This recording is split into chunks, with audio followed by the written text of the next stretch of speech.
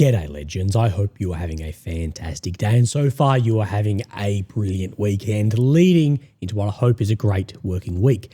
Now legends, of course, as always, we do have a lot to go over. We're going to, of course, look at the maps. We'll compare maps. I'll show you a number of geolocations today, a number which are very interesting as well. Some over 6 kilometers behind what is said to be the line of control. And even the pages of the Russian force going, we don't really know the circumstances behind this. So we'll look at those, but I'll give a full situational update around Pokrovsk, Kupiansk and Velika Novosilka. What is actually happening there? The fortifications, then the PR value of Pokrovsk and why once again we are seeing an area held, captured on 3 sides, vertically enveloped, meat grinder, attrition, whatever you want to call it, being held for political and PR reasons. But what will we see following this? Because after Avdiivka, after Velika, after a number, we saw a cascade. Where will that cascade end? We'll talk about that. We'll look at FABs. And I want to go over a great article today, posted in The Guardian, but from a fellow at Cascading Endowment, looking at, yes, negotiation right now would be unfair. These sanctions, long-range systems, again, are probably not going to be the wonder weapon that we've been promised that the 19 sanctions previous to this, as well as the Abrams, the F-16s, you name it, that they weren't those wonder weapons, and that at this point in time, a negotiation, unfair, unjust, whatever you want to call it, is likely better than the alternative. It's very interesting because I do think we see a lot of these Western-backed and funded media think tanks starting to speak like this. And call me crazy, call me a conspiracist, but I think there's a little bit of laying groundwork here, a little bit of framework for setting people up for the reality, setting that somewhat, I guess, environment for the reality of what is likely to come in the next 6 to 12 months.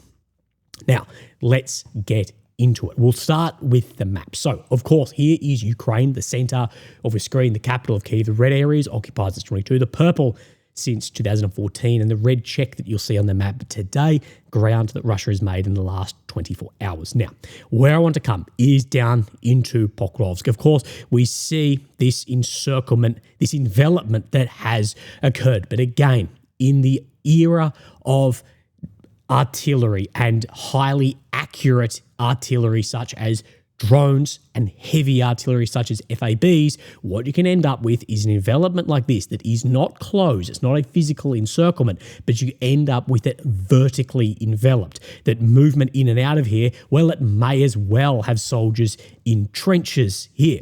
So let's look at what has changed on this map. We see a little bit of red check creeping up to the northeast, but again, this is painting a far more rosy picture than Pokrovsk actually is. Refer back to my yesterday's video that there's 250-ish Russian troops inside of Pokrovsk, and the problem for the Ukrainians to have any logistics in here, we go back to yesterday, I'm actually more interested in the grey zone we see coming onto the western side of Pokrovsk. Let's have a look then at Mr. Suryak maps. So you can see straight off the bat, this looks significantly different.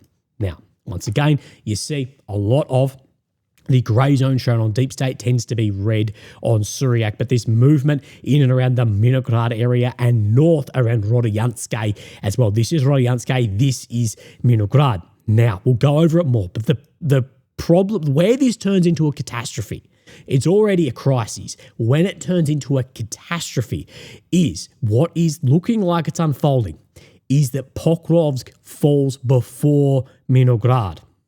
This road through Rodyansk has had a 50% life or death rate months ago, likely completely impassable at the moment. Now, if Pokrovsk falls first, Minograd and the soldiers right down into Lisivkia, these areas in here that already are isolated, this can turn from crises to catastrophe very quickly. Remember, behind the scenes, I had a fantastic military analyst say to me, the worst possible scenario, and this was back, I believe, around Avdiivka, the worst possible scenario when you're facing a manpower crisis is you make a mistake on withdrawal and you have a huge number of like POWs or KIA, WIA at once, and that could be a decisive factor made from a mistake, not a tactical victory. Okay, so let's have a look at Mr. Clement Molan, fantastic Ausinter in this space, an analyst. Pokrovsk is not a random city. It is the western entrance of the Donbass, a populated mining industrial eastern region of Ukraine. Now, again, not strategically important. We will hear all of that. You'll hear Pokrovsk holds. You'll hear whatever. This is very, very important. Once a strategic railway and road hub for Ukrainian forces in Donetsk direction is since a year the hotspot of the war. Now, this is the thing in war, is what you lose, someone else gains. Once the front line moves beyond this too, these areas then can be used by Russia to be then a logistical hub as they were used for Ukraine. So, of course, incredibly important. If it falls, it would be the biggest city to be captured by Russia since Bakhmut, with around 80,000 inhabitants before then, of course, the war in Bakhmut 2.5 years ago in 23, or Mariupol with around 110,000 inhabitants. To get an idea, I believe Avdiivka had around 35,000. So this is a very large area. But of course, this opens up into the Donbass, into Dobropilya, into the flank of Konstantinivka, and of course, Kramatorsk, Sloviansk. Very, very important. Do not let the propagandists on this website or on X tell you that this is not important, or that the front line is sitting well outside. There's no risk of this. That is false information. That is, in a way, it's so dangerous. And it is betrayal, as I said yesterday, for the men actually doing the job in here. The infiltration of small infantry groups inside Pokrovsk started in late July, but intensified in September. Again, watch my video on Russian tactics on my channel if you'd like. In fact, there is no actual control of a front line inside the city. The battle of Pokrovsk differs from the one for Bakhmut at this point. So there's no movement. It's porous. There's everywhere, but this creates chaos. It sows chaos. Now, I don't care, and I said this months ago. I said, I don't care if the Ukrainian command is saying we've cleared all the Russians out of it, because that may be true. But if I was a soldier in here, I'd still be opening any door or going under any basement with my weapon up, because you don't actually know. If you find one landmine, I don't care how good the minesweeper is, I'm going to be a bit scared walking through the bloody field.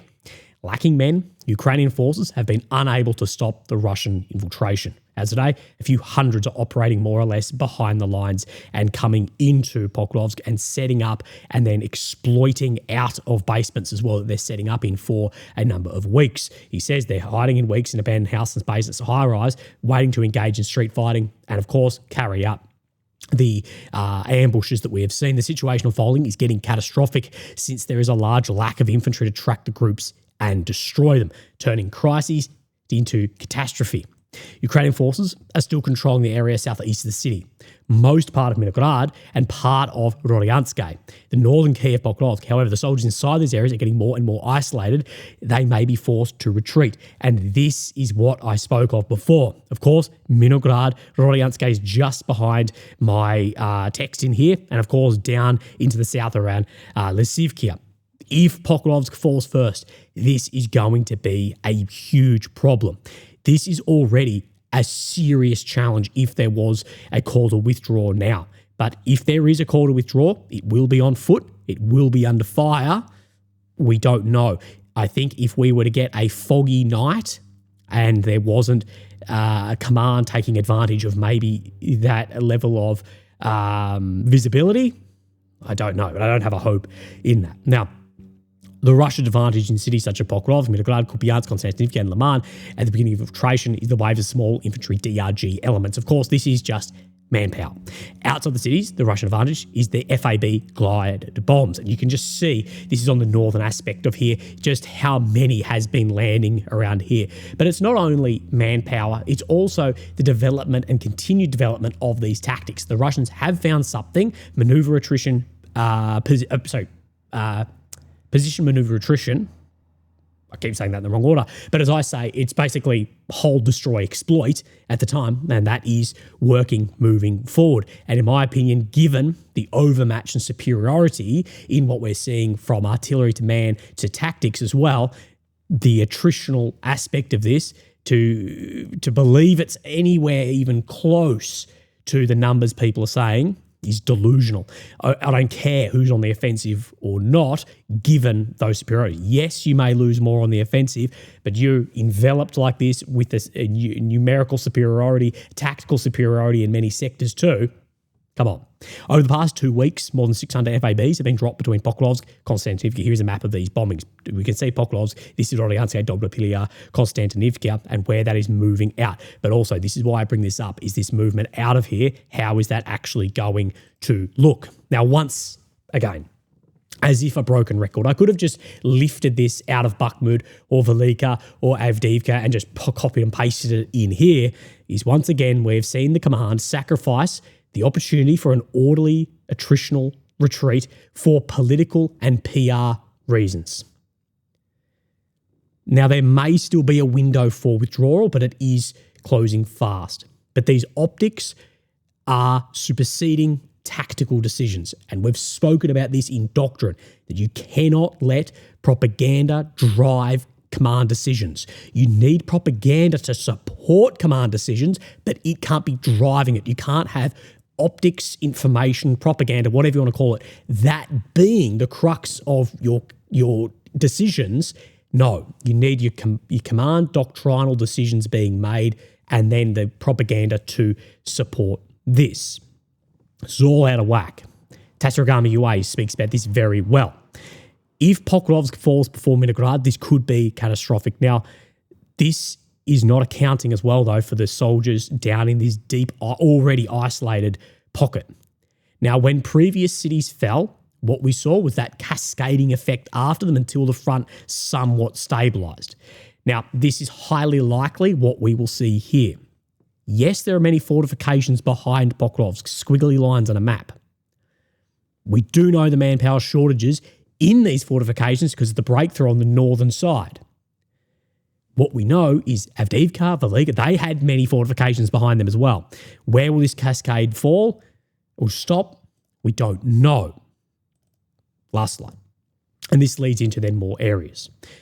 I won't talk much in this thread about the situation on the off-skill Kupiansk, but I can say Kupiansk's situation is close to the Pokrovsk one, so it's just as bad, but highly ignored. The first Russian soldiers, they are also reaching Leman. We'll talk about Leman. But since I said it's easier to defend countryside than cities, why it's not the case in Pokrovsk. So Mr. Molan, he speaks about it's easier to defend than countryside, given Russia's advantages, than it is cities. But why not in the Velika front line? So, of course, just south of here, we see more red check and this continuing to move westwards. Simply because there's no defensive lines. No barbed wire, no ditches. Russia is slowly pushing west. I bet they will close on the Pokrovsk-Huliopol road at the end of the year, with the battle starting for Huliopol right away. So movement, Pokrovskoy, then, of course, Huliopol, and this movement this way. And what I say is you can see in the direction of Zaporizhzhia, you can see, if we just go back over the past days, you can see, I know this is moving slowly, but it is moving quickly relatively. We go back to the 1st, we come to the 25th, and you can see that this is significant in here. I would love to see where my linear warfare bros are at in some of these days. So we will talk about some things he said in that. We'll come back to Velika. We'll talk about now Leman, and then as Siversk and Leman fronts have actually met. But firstly, we'll go into Kupiansk and extend on what Mr. Molan has said. So let's look at Kupiansk. Now, this is very interesting here. Situation northeast. While Russian army continued advancing down to the south in Kupiansk, Ukraine army recaptured a serious position adjacent to the localities of Moskovska and Radkivka. So Moskovska, Radkivka, that Ukraine pushed back in here. Ukrainian forces managed to surpass Russian positions south of Kindrashivka and reach the outskirts of Hulubivka, but the attack failed. So this is very interesting. So it looks like the Ukrainians managed to get, at least some point, he says it's failed, into around Hulubivka. Now, I don't know where he's basing on that this came in this direction. He's very reliable. Maybe it came in this direction, but again, it's hard to tell where the attack, I can't see the footage of this. This is interesting in here. This can happen of being dislocated down into Kupiansk, but this doesn't tell the entire story around Kupiansk or the northeastern sector. Now, let's come down in here and we're looking for then Kuralivka. And of course, what we can see right here is these sort of buildings here. This gives us a reference point for a geolocation today. These Russian soldiers flying a Russian flag on top of this building. This is geolocated to here. Right down near Kuralivka, that's why I showed you where these roofs are. 6.5 kilometers behind the nearest line. Now, even Russian pages, Creamy Caprice, they're saying the actual circumstances around this are unknown, but likely it's a DRG slip through that porous front line. But again, the Oskil River, this creates a massive difficulty for all of the soldiers and equipment that is held in here as the Russians continue south from Kupiansk. This is why it makes sense for the Ukrainians to try and push Moskovska and try and maybe cut that off. Again, we will see. North of here, we see extension of grey zone. We see Malove and, of course, the Kharkiv front further expanding. So let's have a look at Belakhrivka in here too. We have 2 Russian flags going up inside of the green zone in here, so it's at least grey. This is just one of those flags going up. And there has been a large focus for Russia at the moment, pushing down to Obladne as well as Belakhrivka and further pushing in Volchansk. As I say, I don't have the footage, but there's more footage coming out in the past couple of weeks of Volchansk and just how destroyed that is. And that's one of the problems we've spoken about to actually try and gain any ground in there is there's just no cover. Now, let's move on to the Siversk Leman. Now, this I think could be the most interesting update for today. So let's look at what Mr. Suryak Maps is saying. The merging of the Leman and the Siversk front lines. So movement into then Leman as well, right on the outskirts. Remember, this is what Mr. Clement Molan was saying as well. The Russian army captured trench systems in the forest east of Leman. Meanwhile, after the past 5 days, Russian forces continue to advance east of Yampil, reach the Donetsk River and Dronev Railway Bridge. So we're talking Yampil, Leman, and how these 2 areas are... I shrunk this down. And how these 2 areas are now meeting, that they've come together on this axis. And as you can see, these look dramatically different from then the deep state map. Keep an eye on this sector. Now, let's talk about then the south of Siversk, Vreminka, Zavnivkia front. And we can see that he's saying between these 2 areas, there's been some Russian ground made just to the west of Vreminka, this sector in here. Again, we have seen movement in here in the past weeks. And then, of course, this bulge that is coming out here, we have then the envelopment that is occurring around Borosnivkia because of it being squeezed against the Oskil. So it's being squeezed one way against the Oskil, other in just north of here. We see Frontline managed to resecure again trench system east of Zaporizhzhia. We did see a counter up in this sector probably 3 weeks ago, so Ukraine makes some ground back in there. So again, keep an eye on this. So let's continue our way down. And we'll talk about, of course, Velika Novosilka. We can see some ground being made around Novosilka as well around to the south of Verbove. We do have a couple of geolocations to look at in here today as well. So we bring this up. There's a little area down here. I cannot remember what it's called, but Persho Travnave, I don't think that's the right, because Google Maps says different to the labeling in here, but the labeling is not very good. There's been 3 Russian flags go up in here, so close enough. Let's measure it from here to here, 6.6 kilometers, but it's on the outskirt of the grey zone. This is one of said flags going up there. Again, look here. This is lining up with this Zlohoda. Sorry, that's the word I was looking for, the locality of Zlohoda and the Silka Valley. But the Russians have made some ground in here further between then the Dnipropetrovsk and Zaporizhzhia Oblast, where we can see where the border split is by that checked line. Now, Mr. Suryak, he has updated as well around the Komanskia front line. Alexandra had status that this is verified, that this is still under Ukrainian control, showing more similar, although not as dislocated from each other, toward the deep state map that Alexandra had still under control. But it doesn't show these dislocation of individual prongs coming out. So let's delete these so I don't get too confused on my way. Let's talk then about Konstantinivka in here. Now, many pages saying that there is right on the outskirts of here Russian forces. Now, this Russian DRG's expand operations inside Konstantinivka, reaching some of these districts coming in from Stopochke and Alexandra Shultne area. Keep an eye on this. There are many places from, of course, Pokrovsk, Konstantinivka, Siversk, Kupiansk, all in a severe encirclement at the moment. Now, or at least envelopment. Konstantinivka people say it's not the drone coverage in here. Keep an eye on that and just look at some of the footage. Now, down in the south, we have, of course, Stepnohursk region. We have seen a little bit of back and forward in here. Today, during the last days, Ukraine army managed to recapture some positions southern part of Stepnohursk, so just in this region in here. Right, so that is the end of the mapping. But I want to talk about FAB glide bombs. RBC Ukraine's a first glided bomb attack on Ukraine's Odessa region. So let's have a look, of course.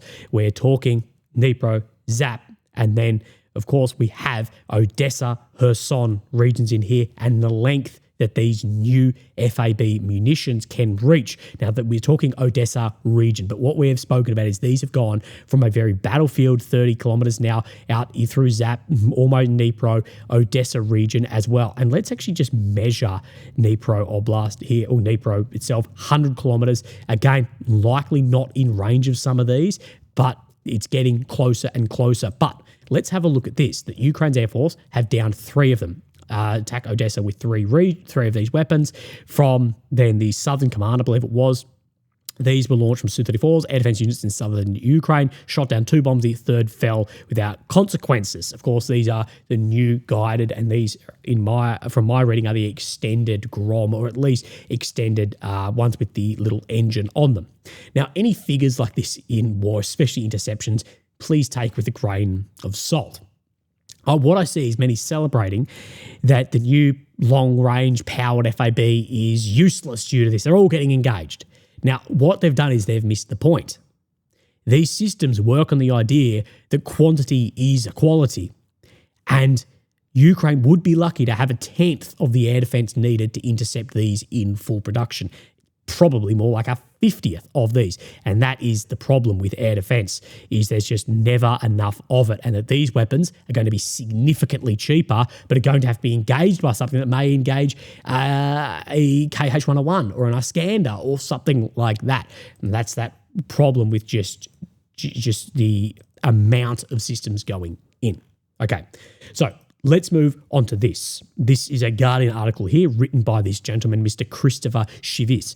New sanctions weapons will not stop Russia. It's time for Ukraine's allies to change their flawed strategy. A negotiated settlement would be unfair and frustrating, but after nearly 4 years of fighting, it may be the best option. So, who is this gentleman here? Good-looking rooster if I've ever seen one. He's a senior fellow, director at American Statecraft Program for Carnegie Endowment for International Peace, 2 decades of experience working US foreign policy and national security challenges. Most recently served as US National Intelligence Officer for Europe. He leads a policy-focused research aimed at developing realistic US strategy for an era of great power competition and building foreign policy. Was deputy head of Iran Corporation Security Program and holds a PhD from John Hopkins. So let's look at what he has to say. And I think this is very well written. And I think this is lukewarm water being poured before the cold water hits. It's putting the lobster in the cold water so as it heats up, it doesn't realise. On Wednesday, Trump imposed substantial new sanctions on Russia's giant oil and gas companies and lifted restrictions on the use of certain long-range missiles by Ukraine, which will now be able to strike more freely into Russia itself. Again, on those long ranges, we're not sure, but again, we're not nitpicking in this. But Trump had hoped to end this war a long time ago. Will this be enough? More sanctions, more long-range strikes. When Russia launched its invasion, its full-scale invasion in Ukraine in 2022, the US and its allies chose a strategy that aimed to use Washington's awesome political, economic, and military power to impose such high cost on Russia that the Kremlin would sue for peace on Ukraine's terms. And this is what everyone tried to do, that we will use this, we'll weaponize this, therefore Russia will come together. What I'm saying is, I think we'll look back in a decade and go, fuck, that backfired, because even if Russia was not to exist from tomorrow, what has this weaponization of the dollar done? Showed everyone, from allies to foes, we need to start moving away from the dollar. Purchase of gold, BRICS, Global South, the feeling towards the US in Australia or Canada or whoever shows all of that. Look at gold price going up. The cost imposition strategy, it makes sense in theory. The problem is that in practice, it has slowed Russia's progress but not persuaded Putin to end his aggression. Oh, sorry, side note on this, I've actually reached out to Mr. Christopher to try and get an interview. If anyone knows him, please send him my way. Despite multiple rounds of sanctions, more advanced weapons for Ukraine, Ukraine's own development of more capable weapons such as drones, Russia is still far from capitulation, now occupies more of Ukraine than it did 3 years ago. In February, it'll enter its 5th year of fighting, shy of a few months of the First World War. For advocates of the cost imposition strategy, the answer is clear: more pressure. Specifically, they want indefinite commitment to more sanctions and more weapons for Ukraine, such as Tomahawks, which the US has so far refused to supply, and the seizure of frozen Russian assets in Europe. Yet, more such pressures are alone unlikely to provide the shock that would be needed to fundamentally change the trajectory of the war and force the Kremlin to capitulate on Ukraine's negotiating terms. Now, this is a key part here. Force the Kremlin to capitulate on Ukraine's negotiating terms. Now, the key for Europe, European leaders, and even Trump, is the question isn't will Russia negotiate, or do they want to negotiate? The question to that is yes. But where the key friction is that these negotiations, it must be on Ukraine's complete terms, and it must capitulate Ukraine's terms. So when they're saying that Russia's not negotiating, no, they won't negotiate on the terms of which you were saying. They want to negotiate from their terms. But of course, what I've said is they're far closer to their terms, given borders, power, etc., than the other way. So this is the thing. Both Ukraine and Russia, they will negotiate, but their terms are vastly different. And this is what he is going over here. And they're trying to bring that Russia comes to the table weeping, crying, begging for then mercy due to the weaponization of this and strikes and pressure. Again, you can take that as you will, but that's obviously what they're trying to do. That they're not prepared. Starmer, Merz, Macron, they're not prepared to talk unless it is Putin begging for mercy for the stop. The oil and gas sanctions just announced, they increased the pressure, but they come after years and years of sanctions to which Russia has adjusted. The EU on its 19th package of sanctions on Russia, and the returns are diminishing, with China's backing for Moscow dampening their effect. Each one of these, Russia's had more and more time to, of course, adjust as well. China is dampening the effect on this, and not only dampening, is China's rising in power more quickly because of this, therefore affecting global status more of where countries are relative power massively. A few military experts, meanwhile, believe that additional weapons, even the powerful Tomahawk, would be a decisive impact on the war. No one I've spoken to who's a military expert thinks that's decisive. Everyone I speak to goes, it's just more pressure, but there's no such thing as a decisive weapon other than that which splits atoms. Back in 23, Ukraine successfully pleaded for Abrams tanks on the ground it would turn the tide. They did nothing of the sort. The long-awaited F-16s were not the magic bullets some expected, or that was promised, nor last year's relaxation of restrictions on Ukraine's long-range strikes into Russia. So again, getting at, there was wonder weapon. If we get Abrams, we'll roll through Moscow. We'll get F-16s, we'll fly through Moscow. We get Gripens, we'll fly through Petersburg, we'll fly through Vladivostok. Again, war is holistic. It's everything. But at the end of the day, the most important part of a war like this is the will of the people, therefore leading into manpower. There's also a logical flaw in the cost imposition strategy of how to end the war. On the one hand, proponents of pressure often claim that serious negotiations are now pointless because Putin is determined to subjugate all of Ukraine. On the other hand, they claim that marginal increases in military and economic pressures will somehow cow him. But this is, of course, where he says there's a logical flaw. If Putin is really hell-bent on dominating all of Ukraine, then why would we expect upping the pressure a little to make a difference? So a little up of the pressure on this. If he's hell-bent on this and taking the Baltics and the Russian Empire's back, there's going to be a lot more pressure needed. To be sure, the US and its allies have good reasons to impose serious costs on the Kremlin. Russia has rightly felt the economic and military pain, enough to get the attention of other would-be aggressors worldwide. Now, what I will say is the euro and the dollar, they have lost a huge amount of credibility and power in the past couple of years, not only due to this war, due to a whole bunch of situations and decisions being made.